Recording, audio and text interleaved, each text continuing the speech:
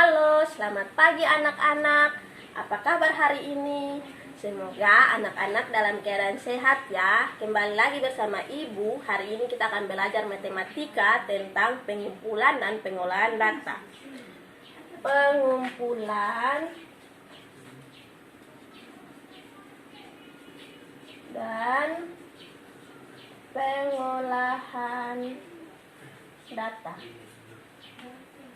Anak-anak, sebelum kita membahas tentang pengolahan dan pengumpulan data, kita harus mengetahui apa yang dimaksud dengan data. Anak-anak, data adalah kumpulan informasi yang diperoleh berdasarkan fakta dan kajian yang sebenarnya. Dan sebelum memperoleh sebuah data, maka kita harus melakukan proses pengumpulan data, yaitu penelitian, wawancara, polling atau angka, dan lingkungan langsung. Penyajian data dapat dilakukan beberapa cara, yaitu yang pertama menggunakan tabel, menggunakan diagram batang, menggunakan diagram lingkaran, dan yang terakhir menggunakan diagram garis. Yang pertama itu kita menggunakan diagram tabel.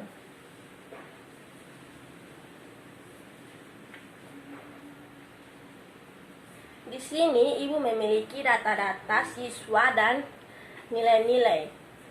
Yang pertama itu nilai. Kita gambar tabelnya, nilai dan frekuensi nilainya.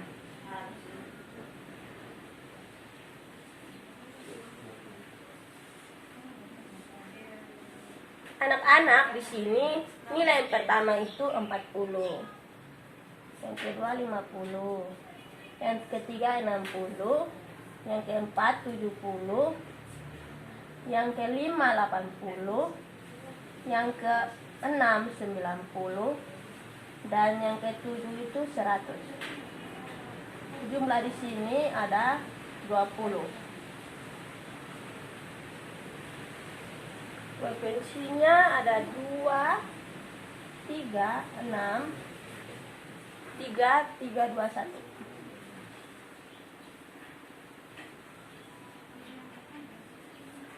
Anak-anak, dari diagram tabel ini kita dapat mengetahui berapa dua siswa mendapat nilai 40, 3 siswa mendapat nilai 50, 6 siswa mendapat 60. Nilai 60, 3 siswa mendapat nilai 70, 3 siswa mendapat nilai 80,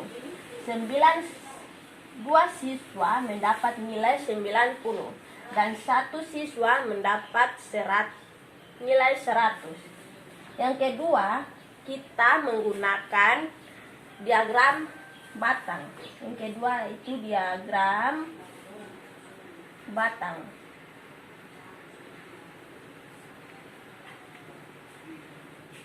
Untuk mengolah data dan mengubah menjadi diagram batang cukup mudah. Kita cukup menggunakan dari diagram titik. Tiap batang disesuaikan dengan titik pada diagram yang kita buat. Perhatikan contoh berikut ini anak-anak. Di sini ini gambar diagram batangnya. 1, 2, 3, 4, 5, 6. Yang mendapat nilai 40 ada 2 orang, 2 siswa. Jadi kita gambar batangnya kedua.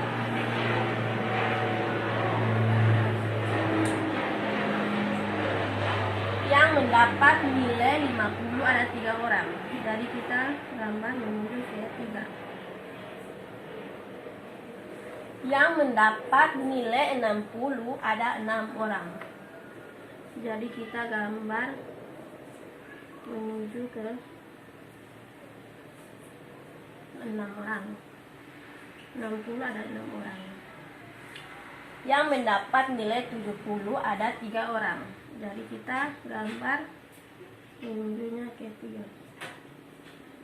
Yang mendapat nilai 80 ada 2 orang. 80 ada 2 orang. Dan yang mendapat nilai 100 hanya 1 orang. Ya, ini contoh diagram batangnya ya anak-anak. Yang ketiga, kita dapat menggunakan diagram lingkaran. Diagram lingkaran. Diagram lingkaran ini kita dapat menggunakan diagram persen, diagram angka, dan diagram derajat. Contohnya seperti ini ya anak-anak, diagram lingkaran.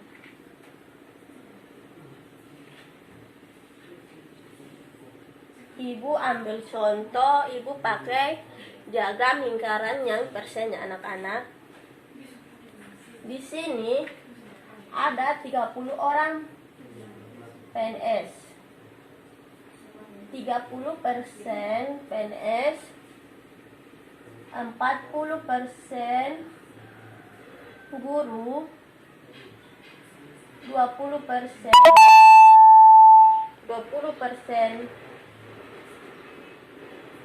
pengangguran, dan 10% mahasiswa. Ini contoh diagram lingkaran. Yang keempat, contoh kita menggunakan diagram garis. Di sini diagram garis hampir sama dengan diagram batang. Diagram garis kita gambar diagram garisnya. Kita ikut data dari diagram batang ya anak-anak.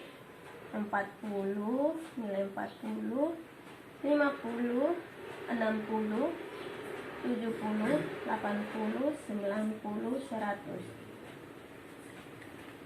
1, 2, 3, 4, 5, 6. Di sini kita hanya menggunakan titik, tidak menggunakan batang seperti yang contoh yang kedua ini. Yang 40 ada 2 siswa yang mendapat nilai 40. Kita menurut titik. Yang 50 ada 2 siswa juga ya anak-anak. Kita taruh di 2. Yang dapat nilai 60 ada 6 siswa. Kita titik di 6.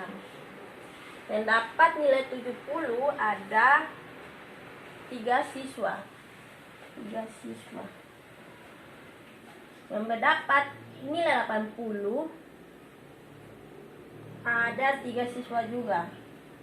Yang mendapat nilai 90 ada 2 siswa. Yang mendapat nilai 100 ada 1 siswa. Jadi kita tinggal tarik garisnya. Begini ya anak-anak.